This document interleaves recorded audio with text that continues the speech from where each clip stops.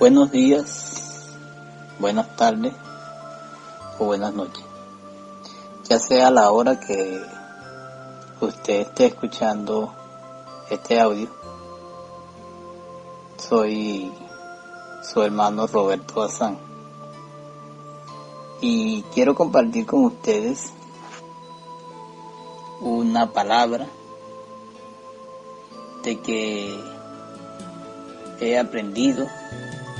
No lo hago para que usted me engrandezca o para que usted diga, oye, el hermano Roberto sí sabe, o para crear divisiones o para crear conflictos o para criticar a alguien. No, señor.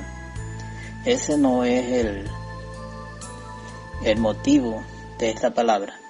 El motivo es para que cada día coloquemos un pie más arriba en un peldaño diferente. Y antes de comenzar esta palabra, quisiera de que usted que está allí con su teléfono y sus oídos atentos, le dé una sonrisita a mi papá. Mi papá se llama Jehová. Sonríale y dígale, Señor, yo te amo. Dígale algo bonito a nuestro Padre Celestial. Y la palabra que quiero compartir con ustedes es consejos para predicadores. Consejos para predicadores. Quizás usted diga, no, pero yo no soy predicador, yo nunca he predicado, nunca voy a predicar. Pero siempre va a llegar el momento de que nos va a escoger el Señor para dar un mensaje, ya sea en la iglesia, en el templo, ya sea a su vecino, ya sea en la calle, ya sea en una célula o en una congregación pequeña, pero en cualquier momento nos va a tocar dar un mensaje. Algunos sienten el fervor por hacerlo, pero tienen miedo. Otros no sienten tanto miedo, pero no quieren hacerlo. Y una de las cosas que siempre hemos notado es que es muy importante en ocasiones recibir consejos, porque el que consigue consejeros que sean buenos tiene la oportunidad de crecer. Y la palabra se llama consejo para predicadores. Para comenzar, primero tenemos que ver qué significa o cuál es el significado de la palabra consejo. Comenzaremos entonces explicando qué es un consejo. Y a medida que vamos alcanzando un poquito de conocimiento, un consejo es una opinión, una sugerencia o un parecer, ya sea de nosotros hacia otra persona o de otra persona hacia nosotros. Eso es un consejo. Algo que nos digan de cualquier opinión que nosotros queramos escuchar, o una sugerencia, o qué te parece, mira, voy a hacer esto así, así, así, o cómo lo hago, vale, que estoy aquí un poco como atrancado, y entonces la persona llega y nos da una sugerencia o nos da su opinión y nosotros decidimos si lo hacemos o no lo hacemos. Hay consejos que son buenos, el cual nos impulsan, que son la plataforma para impulsarnos a un nuevo nivel, a una nueva vida, a una nueva esperanza. Hay consejos que nos sacan de allá del fango y nos ponen en lo alto, pero también hay consejos que son malos, consejos malos. Por todos lados hay consejos malos. Algunos llegan y nos dan un consejo sin que nosotros se lo estemos pidiendo, pero detrás de ese consejo lleva un poquito de maldad, y esa maldad, aunque sea poquito, con el paso del tiempo se convierte en algo demasiado desastroso. Y meditando en lo que es un consejo, y algunas personas piden consejo, pero es para confirmar lo que ellos ya decidieron hacer. Pero como están allí, que lo hacen, que no lo hacen, entonces necesitan una opinión que esté de acuerdo a lo que ellos quieren hacer. No porque ellos quieren de que le den un consejo para hacerlo, no, es que le diga a alguien que ellos van a hacer lo que ya ellos decidieron hacer en su corazón. Pero otros piden consejo porque de verdad se sienten que ya no pueden, se sienten que necesitan una palabra, de que alguien los oriente, y están necesitados de un consejo para el beneficio de su vida, para el beneficio de su familia, para el beneficio del crecimiento espiritual, para el beneficio de la congregación. Y a veces no queremos pedir consejos porque no, que a mí me enseña Dios, que yo soy enseñado por Dios, pero debemos de tener en cuenta de que siempre hay personas que nos pueden orientar y nos pueden despejar algunas dudas que tenemos nosotros siempre. Siempre van a llegar esas dudas y Dios va a utilizar a una persona para que nos oriente y esa duda sea despejada. Pero cuando nosotros agarramos un tema, lo primero que vemos son las cosas que quedaron escritas. Deuteronomio capítulo 29, versículo 29 dice que las cosas secretas pertenecen a Jehová nuestro Dios. Las cosas que están secretas, las que todavía nosotros nos cansamos de preguntarnos y no vienen, no conseguimos quien nos las explique. Dice que esas cosas pertenecen a Dios, mas las reveladas, las que están escritas, las que quedaron escritas en esos 66 libros, fueron para nosotros, para nuestros hijos, para que la cumplamos, la obedezcamos y podamos tener vida en esa tierra y más allá de la eternidad.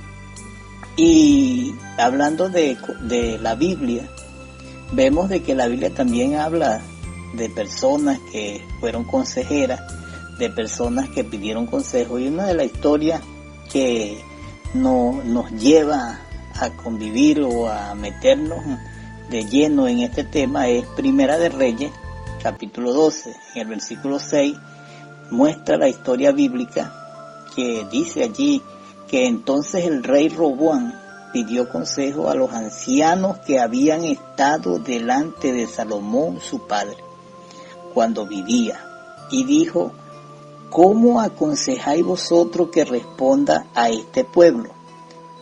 ¿Cómo aconsejáis? Eso fue la pregunta que preguntó este joven rey. Era un rey joven que estaba acabando de recibir el reinado y se consiguió en un callejón sin salida, y él llamó a los ancianos y le dijo: ¿cómo aconsejáis vosotros que responda a este pueblo?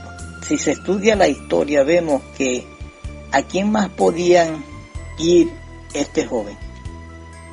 ¿A quién más podía ir este joven rey a pedir consejos sino a estos hombres que por largo tiempo estuvieron obteniendo sabiduría y consejos del hombre más sabio que ha podido existir en este planeta?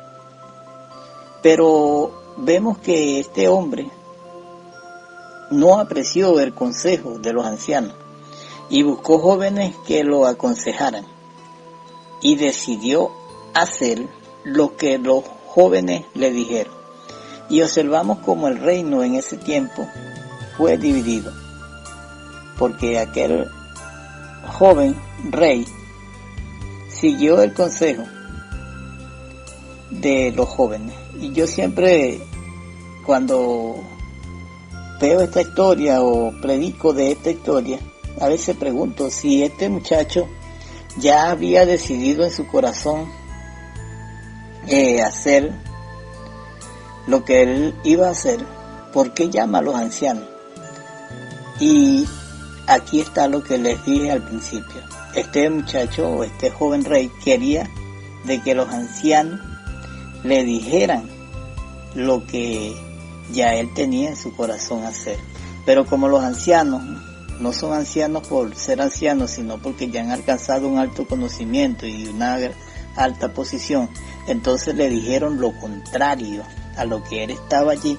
Entonces a él no le gustó ese consejo, sino que buscó a gente de su edad, y la gente de su edad que pensaba como él pensaba, entonces le dijeron lo que tenía que hacer, y él, haciendo caso de ese consejo, la consecuencia fue de que el Reino Unido, que Salomón había hecho fuerza y se había esforzado para que se mantuviera unido, por un mal consejo fue dividido en ese tiempo. Esto nos muestra que un mal consejo puede dividir a una familia. Esto nos muestra que un mal consejo puede separar a padres de hijos, a hijos de padres. Un mal consejo puede apartar a mejores amigos. Un mal consejo puede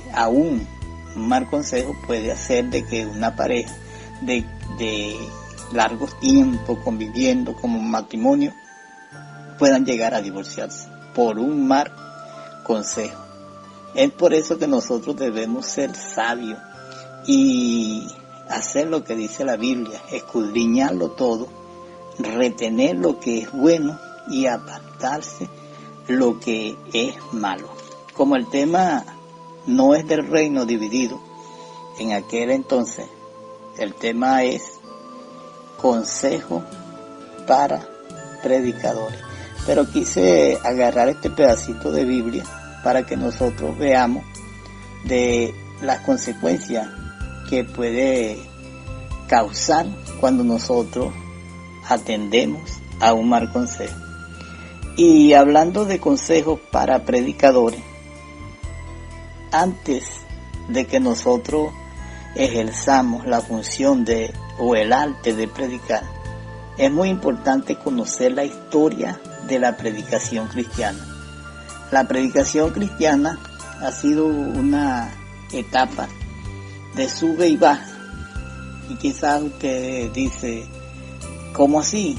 Bueno, porque la predicación vino empezando con un alto fervor y con una valentía de aquellos mártires que predicaban, y de pronto se esconde la predicación, se cesa la predicación, ya nadie salía por las calles a predicar, ya no se escuchaba la predicación, y de pronto vuelve otra vez a salir a la luz, y otra vez hay otra guerra contra los predicadores, y se vuelven a levantar contra la iglesia cristiana, y vuelve otra vez a bajar la predicación, y de nuevo, ya en estos siglos que estamos viviendo, entonces vuelve otra vez y sube otra vez el nivel de la predicación.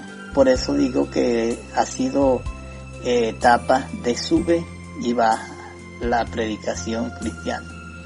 Primero, la iglesia cristiana nace de la predicación. Eso es lo que tenemos que saber todos los predicadores. Todo predicador tiene que saber que la iglesia cristiana nace por la predicación. Y también tenemos que saber que esa misma iglesia que nace por la predicación crece también en medio de aquellos tiempos terribles que vivieron los apóstoles, que vivieron los seguidores de los apóstoles, ya que tuvieron una etapa fuertemente donde eran perseguidos, acorralados, lanzados a los leones, zumbados a los coliseos, siendo burla de los romanos, de todas las personas.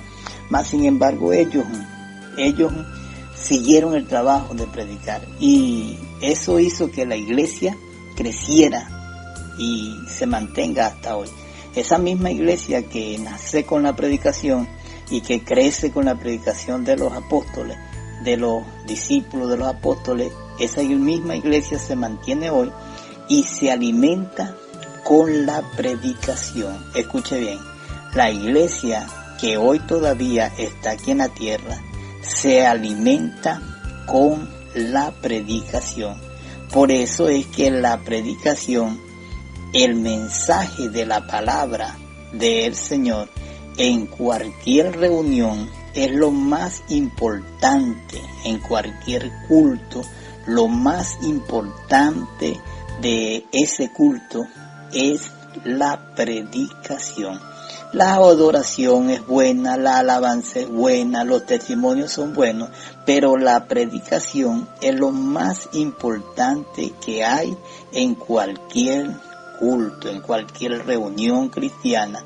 Así sea un culto de oración, debe haber allí un predicador que nos hable un poco de la palabra de Dios, ya que ese es el alimento que nos va a sustentar en esta tierra. Es lo más importante de cualquier reunión, de cualquier culto, la predicación. Debemos tener en cuenta esto. Como predicadores debemos tener en cuenta de que es el momento más importante del culto, ya que es donde Dios se dirige a nosotros y nosotros como hijos obedientes le escuchamos atentamente. Juan el Bautista fue conocido por su predicación, y lo primero que vemos es que Juan no se predicaba a sí mismo. Él vino, la gente le seguía, la gente lo escuchaba, y cualquiera fuera dicho, oye, mira, se levantó un profeta, se levantó un hombre, y va a darse gloria y honores él, pero sin embargo él no se predicaba a sí mismo, sino que decía en Marcos capítulo 1:7, usted puede leer la Biblia, y de pronto me equivoqué en algunos textos, pero usted lo lee y lo busca, lo escudriña, o me manda por allí un mensaje y me dice, mire hermano, no es la cita, ¿dónde está la cita? Y con mucho gusto yo se la voy a decir, la buscamos y se la digo. Pero Marcos capítulo 1, versículo 7 dice, y predicaba diciendo, viene tras mí el que es más poderoso que yo, de quien no soy digno de desatar encorvado la correa de su sandalia. Esto lo dijo Juan. Viene tras mí el que es más poderoso que yo, de quien no soy digno de desatar encorvado la correa de su sandalia.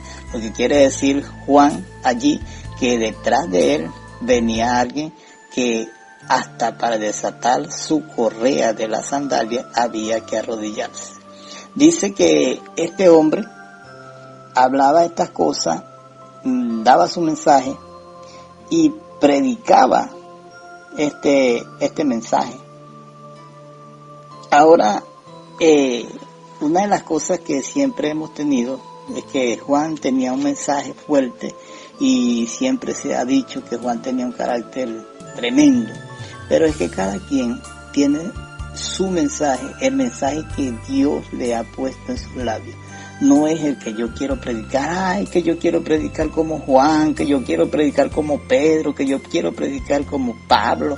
No. El mensaje que Dios le da a cada uno de nosotros, la forma. El apóstol Pedro dice que el que ministre conforme a lo que fue llamado a ministrar. Entonces nosotros no tenemos que buscar el modelo de nadie, tenemos que buscar el propio modelo que Jesús ha diseñado. Cada quien tiene un diseño. Dios diseñó a cada quien con un diseño para que hiciera la obra aquí en esta tierra. Entonces Juan decía esto, pero decía otras cosas. Pero lo que yo quiero enfatizar aquí es que Juan predicaba a Jesús, hablaba de Jesús, diciendo, viene tras mí el que es más poderoso. Eso nos muestra que él predicaba a Jesucristo, aunque en ese momento que él decía esas cosas, nadie sabía de quién hablaba Juan, pero él sí lo sabía, y lo confirma en Juan 1:29, donde dice, el siguiente día vio Juan a Jesús y dijo, he aquí el Cordero de Dios que quita el pecado del mundo. Ahí está Juan diciendo, este es el Mesías, le estaba diciendo a los judíos, este es el Mesías, este es al quien ustedes están esperando, este es el amado de Dios, este es el hombre que va a dar su vida por todos los pecadores. Pero los judíos no le entendieron, los judíos no le prestaron atención, muchos de ellos, algunos creyeron, otros no, pero estaba escrito de que Jesús como Mesías vendría al pueblo de los judíos y los judíos ni se darían cuenta a quién tenían allí como el Mesías. Jesús visitó al pueblo judío, a los suyos vino, mas los suyos no le recibieron. Juan capítulo 1, versículo 11. Y allí vemos entonces que Juan les decía, este es el Mesías. Entonces vemos más adelante a ese Cordero, a ese Mesías que dijo Juan, el cual es Jesucristo, que su ministerio, el ministerio de Jesús, se sostiene por la predicación. Escuche bien, el ministerio de Jesucristo se sostiene por la predicación. En Marcos 2:2 dice, e inmediatamente se juntaron muchos, de manera que ya no cabían ni aún en la puerta de la casa, y les predicaba la palabra. Les predicaba la palabra. En cierta oportunidad le dice Jesús, las palabras que yo os hablo hoy, no las hablo por mi propia cuenta, sino que el Padre que me envió me dio las palabras para predicarlas. Qué bonito es decir estas cosas en cualquier parte que nosotros estemos. No predico esto porque yo quiero o porque me sale a predicarlo, sino que Jesús, el que me envió a predicar, me dijo que predique esto. Entonces, eso es lo que nosotros llamamos el ministerio de Jesús. Se mantuvo por la predicación. En Mateo 9:35, allí vemos que dice que Jesús recorría, mira cómo dice, recorría Jesús todas las ciudades y aldeas, enseñando en las sinagogas de ellos y predicando el evangelio. Allá en Marcos 2:2 dice que predicaba la palabra y aquí dice que predicaba el evangelio. Esto nos muestra que nosotros al predicar tenemos que predicar es el evangelio. Y cuando hablamos del evangelio hablamos de buenas nuevas de salvación. Hablamos del mensaje que tiene la potencia de Dios, el mensaje que transforma las vidas sin meternos con ninguna norma denominacional de cualquier denominación. No, Señor. No estamos aquí para criticar que aquellos hacen esto, que aquellos hacen lo otro, que aquellos son unos religiosos, que aquellos son unos mundanos, que aquellos son unos libres, que nosotros somos conservadores. No, estamos llamados a predicar el evangelio sin meternos con ninguna denominación.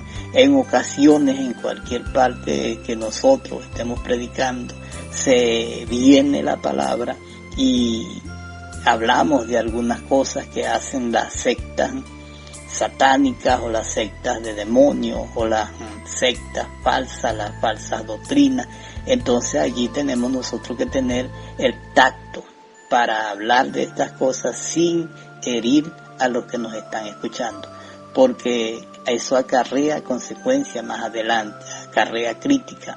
Sí podemos decirla, pero con un tacto de que el Espíritu sea el quien lleve esa palabra a esas personas, no sabiendo de que en cualquier momento cualquiera de nuestras palabras puedan llegar a esas personas satánicas o puedan llegar a esas personas falsas y se cumpla la palabra que dijo Jesús en Juan 8:32, dice, y conoceréis la verdad y la verdad os hará libre. Lo que quiere decir que nosotros estamos llamados a predicar la palabra, estamos llamados a predicar el evangelio y estamos llamados a predicar la verdad, pero sin meternos con normas algunas de otras denominaciones.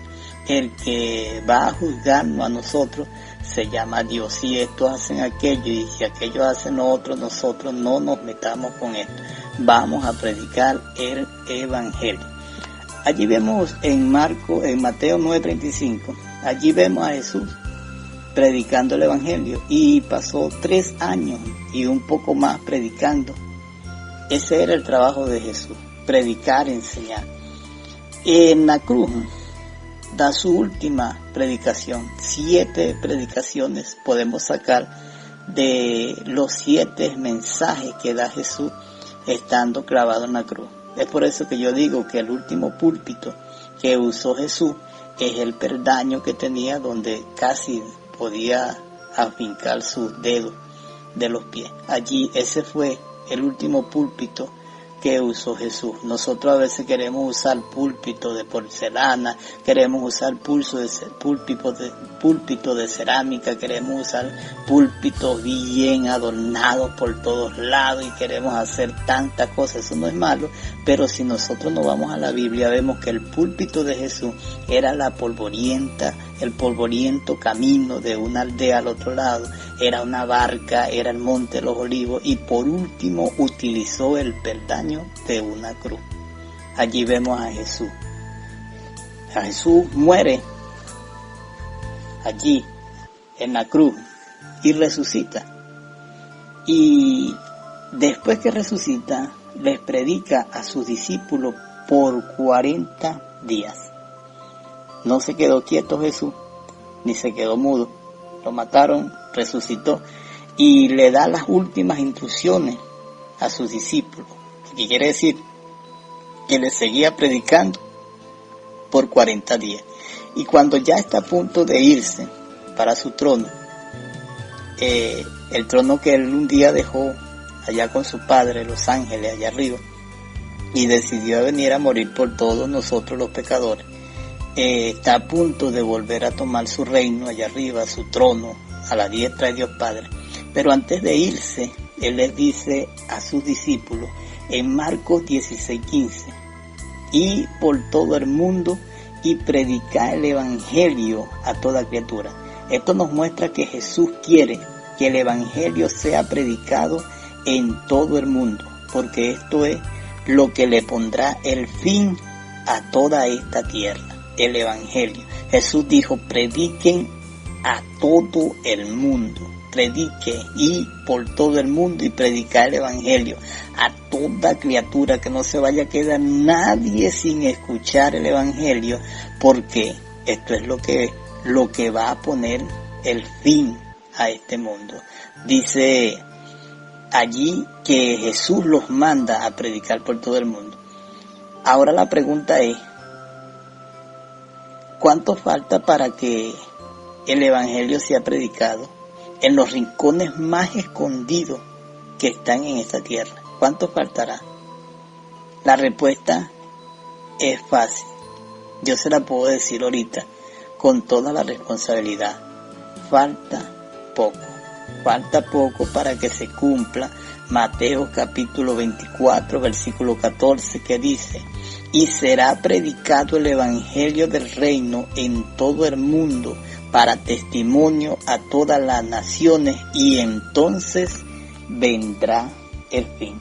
Podría preguntar yo ahorita, ¿cuánto falta para que el evangelio del reino arrope a todas las naciones, a todos los rincones? ¿Cuánto falta? La respuesta es, falta poco. Entonces vemos aquí cómo tiene que ser predicado el evangelio a toda criatura. A veces nosotros nos cohibimos de darle una palabra al necesitado, de darle una palabra al malandro, a la prostituta, al loco, al mendigo, porque creemos de que ya ellos no tienen esperanza o que no se merecen. Pero nosotros vemos a un malandro, pero Jesús ve un arma que está dentro de ese malandro. Nosotros vemos a un loco, pero Jesús ve a un arma que está dentro de ese loco. Nosotros vemos a una prostituta, pero Jesús ve un arma que está dentro de esa mujer. Nosotros vemos un mendigo, pero Jesús ve un arma que está dentro de ese mendigo. Es por eso que nosotros, como embajadores de Jesús, que transmitimos el mensaje de Jesús, deberíamos de hacer un esfuerzo y predicarle a todas estas personas, porque Jesús ve en todas estas personas un alma por la cual Él dejó su trono y vino y se humilló aquí a la tierra hasta lo sumo y fue muerto en la sentencia de muerte más vergonzosa que existió en ese tiempo, clavado en una cruz. Jesús vertió sangre por ese loco, Jesús vertió sangre por ese malandro, Jesús vertió sangre por ese mendigo, Jesús vertió sangre por ese violador, Jesús vertió sangre por ese atracador, por todas esas personas. Jesús vertió sangre, Jesús padeció por todos ellos, y la tarea que nosotros tenemos es predicarle a toda criatura. Los apóstoles escucharon esta palabra que está en Marcos 16:15, y ellos, cumpliendo con esta orden directa, una orden directa que le da el capitán del barco, Jesús de Nazaret, ellos cumplen con esa orden, aún sabiendo de que sus vidas corrían peligro. Unos fueron despedazados, otros fueron decapitados, otros fueron ahorcados, otros fueron de maneras terribles, fueron metidos a coliseo o para presa de tigres, de leones, para burla de toda la gente que iba al coliseo a ver estos espectáculos que se hacían con los cristianos de ayer. Entonces vemos que ellos alcanzaron una gran parte, pero les faltó muchísimo. Vemos a Pablo esforzándose por llevar este evangelio a todos los gentiles de ese entonces, del Asia, y él logró una gran parte predicando el evangelio, pero aún le faltó. Y Jesús le dijo: vayan y prediquen el evangelio a todo el mundo.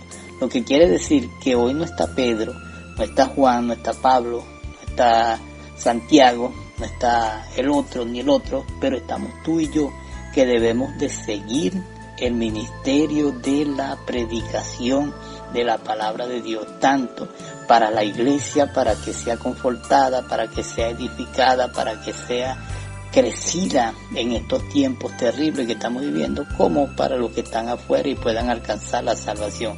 Es por eso que es muy importante prepararnos para dar un mensaje claro, un mensaje preciso, un mensaje que llegue a los corazones de los seres humanos. Esta preparación en ocasiones la podemos conseguir en un instituto bíblico, sí, porque allí nos van a dar los materiales, nos van a dar las estrategias, nos van a dar las herramientas, pero si nosotros no tenemos la oportunidad de ir a un instituto, yo no estoy en contra de los institutos, al contrario, si alguien me pregunta: hermano, yo puedo ir a un instituto, le voy a decir: vaya varón o vaya varona, porque eso no mata a nadie. Mata es cuando nosotros nos metemos. Algunos dicen: no, que la letra mata, pero la letra que mata es la letra a la cual nosotros nos aferramos y nos metemos apartando el espíritu. Pero si nosotros compartimos o nosotros ligamos el espíritu con la letra, seremos unas almas letales para todas las huestes espirituales de maldad que hay aquí en esta tierra, utilizando esa mezcla, la letra con el espíritu. Mata a los que se meten en la letra nada más, pero los que ligan la letra con el espíritu serán poderosos aquí en esta tierra. Entonces no digo que los institutos sean malos, pero cuando nosotros no alcanzamos o no tenemos la ocasión, como yo, que no tuve la oportunidad o no me preocupé por ir a un instituto, entonces nos toca es por nuestras propias fuerzas decir lo que dijo Pablo: el evangelio anunciado por mí no lo aprendí de hombre alguno ni de nadie, sino que lo recibo por revelación del Padre. ¿Y qué utiliza Jesucristo? Por revelación de Jesucristo, dijo el apóstol. Pero ¿qué utiliza Jesucristo? Utiliza todas esas herramientas que hay hoy en día para que nosotros podamos alcanzar una edificación y podamos tener un mensaje exacto, un mensaje que llegue a los corazones de las personas. En momentos hay personas que, como ya tienen tiempo predicando y ya se creen que son los grandes predicadores, entonces uno por bueno le va y le dice: hermano, mire, el mensaje, oye, estuvo bien, pero tienes que hacer esto, o hiciste esto que no estuvo mal, que no estuvo bien. Entonces uno trata como de ayudar a esa persona para que tenga un mensaje más poderoso del que tiene. Y entonces esta gente a veces lo que hace es ponerse bravo, se enoja, se enfurece y dice, ¿quién será este que vino para acá? Está diciendo esto, así se cree teólogo. A mí en muchas oportunidades me han dicho que yo soy un teólogo. Ya llegó el teólogo, que mira, que se la da de teólogo. Sí, en parte tienen razón, porque un teólogo es el que estudia la ciencia de Dios, el que enseña la ciencia de Dios. ¿Y cómo alcanzo yo ese estudio? Si no es por medio de las enseñanzas que Dios nos da a través de sus siervos, a través de los maestros, a través de los predicadores. Entonces hay personas que ya tienen tiempo, que son un poco difíciles para uno adiestrarlos, para uno hacerlos predicadores, para uno tratar de acomodarlos, de arreglarlos, de decirle, mire, esto no se hace, aquello. Es difícil porque como hay un proverbio por allí que el loro viejo no aprende a hablar, pero en esta ocasión todo aquel que me escuche y quiera de verdad aceptar el consejo, hágalo con humildad y vea si lo que le voy a hablar de aquí en adelante es bueno o es malo, es para el bienestar o es de maldad, o es porque yo quiero ser el mayor, o pues no. Jesús dijo que el que quiera ser el mayor, hágase como el más chiquitico de su congregación. Hágase como que si no estuviera allí, el más chiquitico, al servicio de sus hermanos. Dios me los bendiga, Dios me los guarde, Dios me los cuide, y que Dios me le dé el crecimiento como predicadores a todos los que logran y van a escuchar este audio, porque yo sé que este audio lo van a escuchar muchas personas. En la próxima lección estaremos hablando de consejos para predicadores. Dios me lo bendiga.